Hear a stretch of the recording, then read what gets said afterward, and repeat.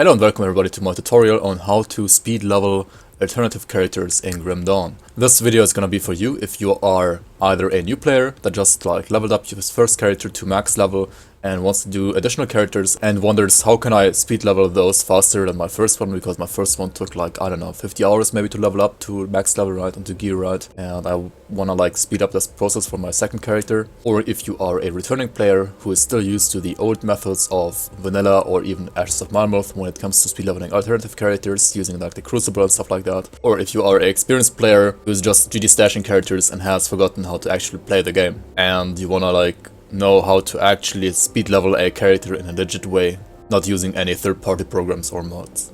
Now, what are the advantages of doing a speed leveling method like this?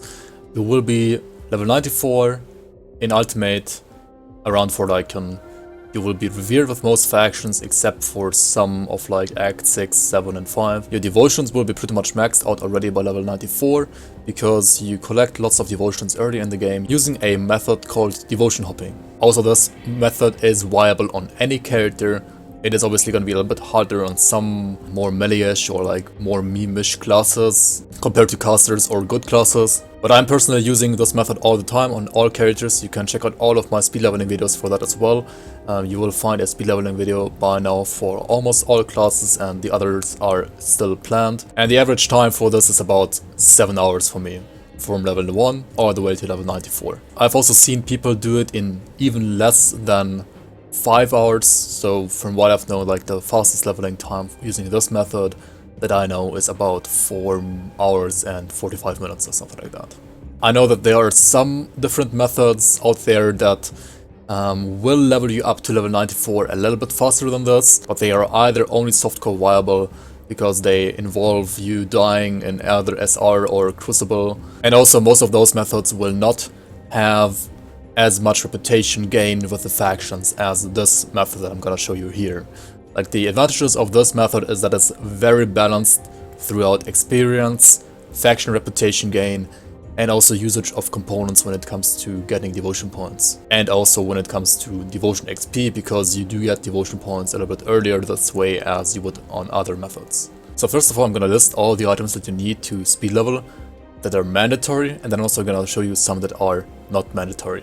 So mandatory items are experience pots, merits, mandates and warrants, and easy to get leveling items such as Leovinus' ring, the Bone Talisman, as well as any low level medal, so around level 15, with any movement augment of your choice. Then next you have the Local set. The Local set is not mandatory per se to level like this, but it does help a lot and it's an awesome leveling set. For higher levels though, Local set leveling is actually harder than non-Local set leveling, though it is faster but harder to play. In addition to that, there are some other leveling items that are ridiculously hard to get though, such as Wilhelm's Wanderer's War Gem, as well as a secret medal that you get whenever you make it to Vanguard of a 3 in Ultimate on Hardcore without any class. So before all the items, you need a character that you have leveled up without leveling gear. You need one character leveled up without all this leveling stuff.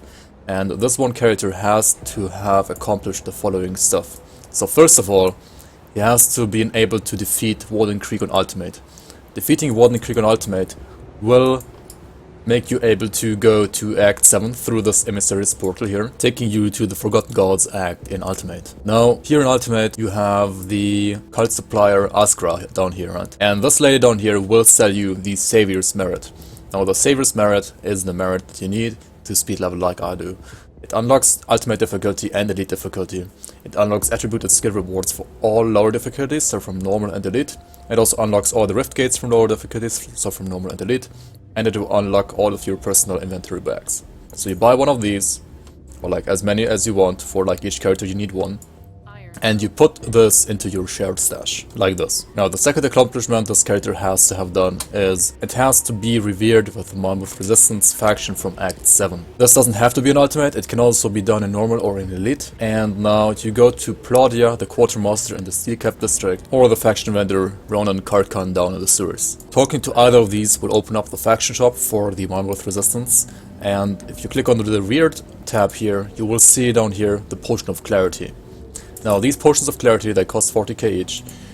These are basically the experience pots, and they last for 1 hour and they give you plus 100% experience. They double the experience that your new character will get. And again, you can put these into your stash and store them for your other characters to pick up. There we go. Now another thing that is also really helpful, it's not necessarily mandatory when it comes to like speed leveling in terms of like how fast you level, but it does matter a lot because the faction system Grim Dawn is very important, because you do need to be revered in the end game with almost all factions to be able to get all the augments that you need for your character. For that you need these mandates. Now mandates can be bought from each single faction once you are revered with them. You buy these mandates, for example over here in the Seacap district for the Malmuth Resistance faction, right? The mandate of the people of Malmuth. And you buy this one, and then you put it back to your stash here, to your shared stash tab, right? And you store them here, and then a new character can use these, right? Basically the same thing also exists for Infamy. So if you wanna like become Nemesis status with a certain enemy faction faster, you can get these warrants. These are harder to get though, because you only get them from the Nemesis chests from a Nemesis from a faction. They are, in my opinion, not that mandatory. Now when it comes to the actual gear that you can use while leveling, probably the easiest thing for you to get is a medal with a movement augment on. So what you do is, with your first character, you go to Act 7 and choose the movement augment of your choice from these faction vendors. For example, say you want a disengage or a rush ability, right? You buy some of these, right? So unlike other augments, you can actually put these movement augments into your shared stash as well, and then you just pick them up on your leveling character and put those onto your medal. And once you have such a augmented low level leveling medal, you can just put that medal after you don't need it anymore into your stash again, and well, use it on other characters, right? You can see I have like a couple of leveling medals with movement augments here for all kinds of different levels. The next thing is this Leovinus' ring, and I'm gonna show you here how to get it. You don't have to do this on ultimate, you can do this on any difficulty. You're gonna get 1 ring per difficulty, so it should be easy to get 2 of them, right? So where do you have to go? You go to the Temple of Azure Rift. Like from here you walk north into this corner, and then you go through here into the hidden refuge. And here in this hidden refuge you will also find a shrine, and then also in this corner you will find a urn cluster, and if you attack this one, this will always drop a Leovinus' ring for you. So you got 1 ring per difficulty per character here. This one is a level 10 ring as well. As you will see later, you're gonna be able to equip this basically immediately. Now for the Lokar set, you have to farm a boss called Lokar, which is a secret boss within a secret dungeon that requires you to do a secret quest first. I'm not gonna talk about how to get there here in this video. There is information out there in the forums, for example. I'm gonna show you how the boss looks like and how to kill him. He's not that easy compared to other stuff, but if you are following any of my builds, you will see that I have a video showing killing Lokar. So if you're following any of my builds, you should be able to kill this boss. Also, if you have trouble killing this boss, don't forget that you can always use potions like royal jellies, etc., right?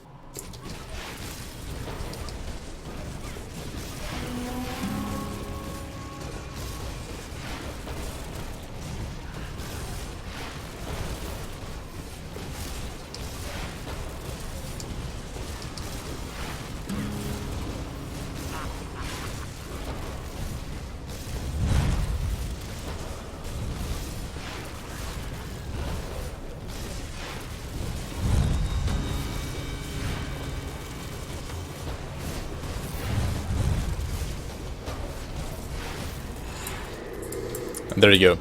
He has a chance to drop 1 of the 4 pieces each time you kill him, and which one you get is random, so you have to kill this guy probably more than 4 times.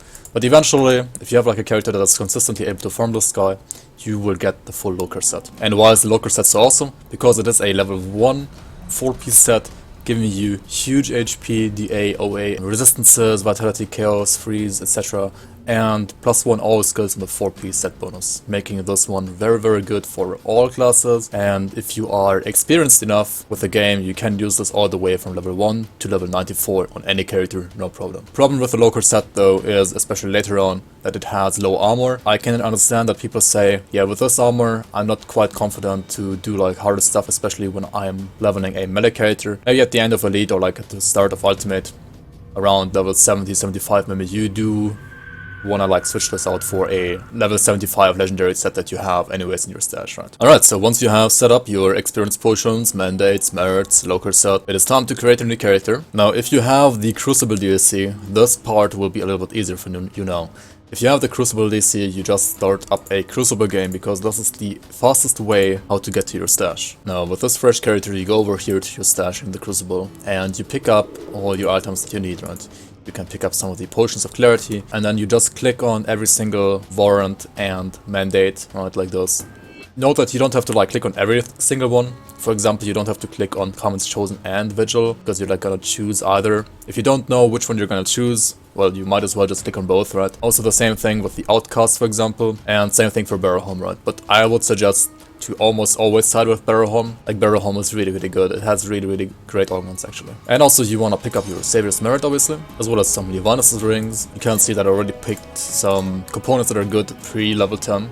You can put here without increasing the level requirement. Also we want to pick up our level 14 medal here in this case with the movement ability on it. And last but not least we want to pick up our Loker set. And also one more thing that I almost forgot, this Bone Talisman is a really nice relic that you can use starting at level 18 as well. So we are also gonna use it here for this character for leveling. And there we go, with the main character set like this, we start the game in the main campaign. We still have only normal difficulty available to us. Now, once you are in the game on normal difficulty, you open up your stash immediately and you click on your Savior's Merit. And if you do not have the Crucible DLC, you will not have all these items right now, right? You have to like do the first quest in normal first and then go to the stash, right? And then get all the items, how I did it in Crucible. Now we click on the Savior's Merit. And it will tell us that we can access ultimate difficulty and elite difficulty now. Also we got the attribute points that we get from the quests normal and elite, such as the ones from Hidden Path for example, right? And now we can like assign these as we want, as well as we got some skill points, but we don't see those yet because we're still level 1, right? Now what we do now is we port around and get all the lore notes that we can get for free without dying.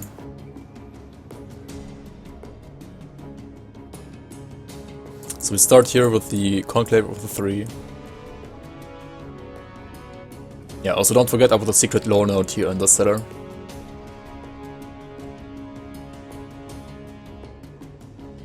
We go over to the Vanguard of the Three. Onto the Coven.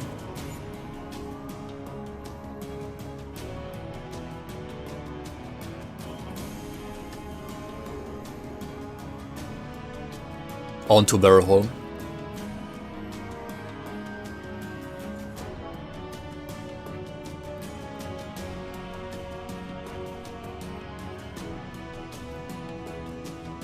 And now also onto Fort Icon. Now you might wonder what the hell, why Fort Icon? You're gonna die there. Well, no, because Fort Icon is not gonna spawn enemies if you are still level 1. Like if you are any level higher than level 1, this Rift Gate will spawn enemies, but if you're level 1, it won't spawn enemies for you.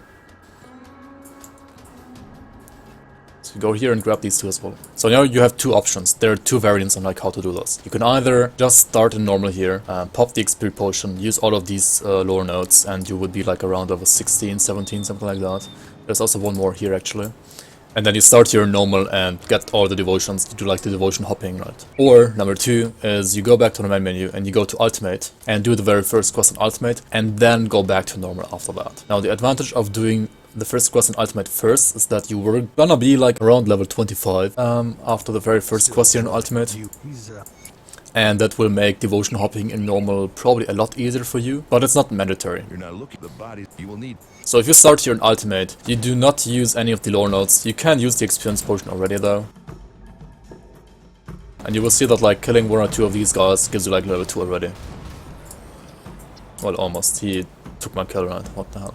Now you can proceed through Lowers Crossing, and you don't have to really kill anything. You just have to like go for the boss for the first quest, right? And you can pick up some additional lore notes while doing that, right? Like Francis' note over here. Now you skip this boss, you're not gonna able to kill him at level 1, right? Grab these journals as well. Now it's also nice to save this guy, right, Faltis. Now it's very important that you still don't click on any lore note, because if you do, then enemies will have a much higher level than they have right now, including the boss here. Because you do want to go inside the cave and spawn the boss before leveling up, so that the boss is still low level, but you are not. So you go into this cave here, and well, you make sure to spawn the boss. I mean, once you are in this cave, I think you should have already basically made sure to spawn it, right? I mean, he's over here, you can see him, he's level 7, right? So what you do is you stand in this corner, right? You pop all of your XP potions now. I mean your lore notes rather. And you will see that you're like level 16 now. And if you do this properly, I think you're actually level 17. Maybe I forgot some lore notes. And then you choose the mastery of your choice, right? I don't know which mastery you would like to play here. Let's say we play, I don't know, like a Divinationist, right? And we play Blackwater Cocktail, right? So we max this out as you should, right? Maybe push further, right? Try to not die while doing that, by the way. Also like put these into like whatever you want, right? There we go. There you go, there you go. Alright, now we have one ability, right, back with the cocktail. Some passives here actually as well. Why not use these as well? There we go. And now we kill this boss, right? Just throw one cocktail and he should probably like die. Pretty fast. Oh, maybe not. Shouldn't be too hard at least. It's still ultimate, right? This guy's level 7, but it's still not like super easy to kill this guy. Because you have like no gear. Yeah, maybe Blackwater Cocktail was not the best choice here for single target damage actually. And you can see all the trash dying like super fast. Should have probably like used Granado to be honest here actually. Would have been better against this guy. Alright, there you go. Then you go back to Devil's Crossing. You hand in the quest. The dead a creature was doing. I need some time. Alright, 22 at least. So after this, well you're level 22, right? You can also do this quest. Boom, level 23. And the farthest quest, right? We save this guy as well. Level 25, there we go. And now at level 25, well, you have like all the points in the world, right? You can like choose whatever you want, I don't know, and so on, right? And now you proceed over to normal and hop around and get all the devotion points. So what you can do now is you can equip all these items, right? You have the movement ability from the medal as well, Vanish, and it requires a melee weapon in this case. And yeah, you're basically set to do the devotion hopping now. So how does devotion hopping work? Well, you open the map, you should know before where like the devotion shrines are, and you can also like open up grimtools.com/map like this, grimtools.com/map, and you will see all the spawn locations for the shrines. Note that this does show you ultimate shrines, and not all of these shrines are available on normal as well. This requires you to have like a little bit of knowledge like which of these shrines are not there on normal. But if you've watched like my speed leveling videos as well, you will see like which ones I usually take. And also like I do skip some of them that are like a little bit longer to walk to, but most of them are like really quick and really nice to get to from the rift gates. So say for example you want the shrine here between Whitemire and Foggy Bankrift. You go to the Foggy Bankrift here, you vanish yourself forward using enemies and like turn the camera. Like if you don't turn the camera, if you don't like to turn the camera, I do not recommend to use the vanish actually. You should rather use like a teleport or like a virus might like ability like the rush ability. That should probably be faster for you if you're not turning the camera, because turning the camera does give you like huge benefits when you're using things like vanish. And there you go, right? This is devotion shrine number 1, and so on and so on. Like you jump around here and get all these shrines. Oh yeah, here's another lore note that I missed. Some of these shrines will require you to have materials in your bank, right? And so on, right? I do this throughout normal for maybe about an hour until I have around 30 devotion shrines. You can also stop around 20 devotion shrines already. It kind of depends on like how you feel like doing this. And I don't do any quest in normal except for maybe this first one that allows you to go into the cellar, because the cellar does have another devotion shrine. Once you are done here, you go back to the main menu and you go to Elite, and then in Elite you proceed to do basically everything, right? So you do Act 1, you do Act 2, 3, 4, everything here. You do all the shrines that you can get easily, you do all the side quests, all the main quests. Quests are the best source of experience in this game, and Elite and Ultimate quests give you like a lot, so do all the side quests and main quests that are like easy for you to do. Not only because of the experience, but also and more importantly because of faction reputation. And because of faction reputation, I suggest you to also go to Act 5 after Act 4 and unlock Coven's Refuge and also unlock Barrowholm, because doing this will allow you to gain Coven reputation by just killing beasts, and you also just gain Barrowholm reputation by just killing Chthonians. So when you are in Ultimate and you kill random beasts throughout like Act 1 to 4, and also you kill Chthonians in Act 3, you will already start gaining reputation for Coven's Refuge and Barrowholm, which will make it easier for you to max out those reputations after level 94 once you do the gear switch. So after around level 70 in Elite and after unlocking these factions here in Elite, you should move on to Ultimate, and in Ultimate you should try to be a little bit careful because especially when you're using local set, it's not that easy to do. But you do Act 1, Act 2, Act 3, and then you should stop around Fort Icon. Like, don't move further than Fort Icon usually. You should try to be level 94 by Fort Icon. And at level 94, as you guys should know, at level 94 you have access to all the legendary items that you want for endgame. And at level 94 you should do the gear switch. Like, you should strip yourself of all your clothes and get naked and put on your new shiny level 94 gear. Well, why Fort Icon? Because Lagorian on ultimate is kinda scary. Also, the Necropolis is full of tyrants, like Chthonian tyrants, and they hurt a lot with their Obsidian War Cleavers, especially physical damage is insane from these guys, and your low-core armor will not like that at all. Also, the Plains of Strife have a boss spawn called Locksmere, which you would just instantly die to, so yeah, don't go to the Plains of Strife on ultimate. Also, another note here for Elite, if you walk through the Plains of Strife, don't walk to the east in this area. Always keep west, because Locksmere spawns here in the east, in the like an east corner where you have like lots of Aether clusters, etc. Alright, so that's basically it for the theory on speed leveling. I wish you everybody good luck, and I think I'm just gonna end the video here because the video already became way too long. I expected this to become a much shorter video, honestly, but being myself and wanting to like cover everything, this became very extensive again. I hope you guys still enjoyed this video and you guys appreciate all the extensive tips I gave you here. I had another chapter planned for this video. I also wanted to talk about bosses that you have to like be careful about, or like to give you some tips on like how to fight them while you do the speed leveling, because while the speed leveling does try to avoid some very like hard bosses to kill, like Locksmere for example, while leveling, you still have to do some bosses. Like, some bosses are unavoidable, and I could give you some extra tips on that. So yeah, just write me down in the comments below if you would like to see such a video as well. So yeah, let me know if you would like to have some more tips on like how to fight certain bosses while speed leveling, and then I will maybe make another extra video for that and link it here down below.